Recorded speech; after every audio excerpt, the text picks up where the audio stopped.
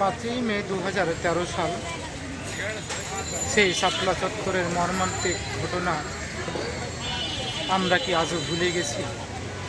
না, আমরা আজও ভুলে যাইনি। 5ই মে 2013 সাল সেই মর্মান্তিক ঘটনা আমরা আজও ভুলে যাইনি।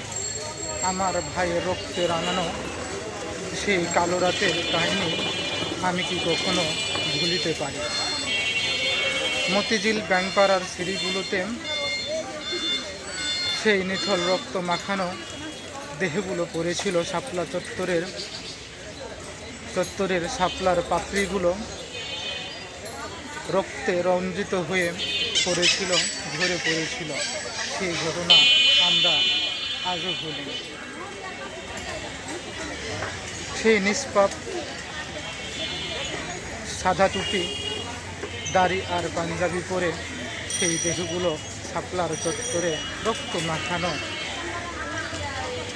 ভাবে পড়েছিল। সেই মর্মান্তিক ঘটনার স্মরণে আজ তাদের রুহের মাগফিরাতের জন্য মহান আল্লাহ তাআলার কাছে আমি ফরিয়াদ জানাচ্ছি।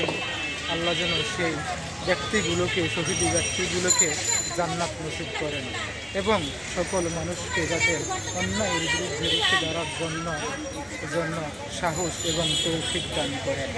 আমিন।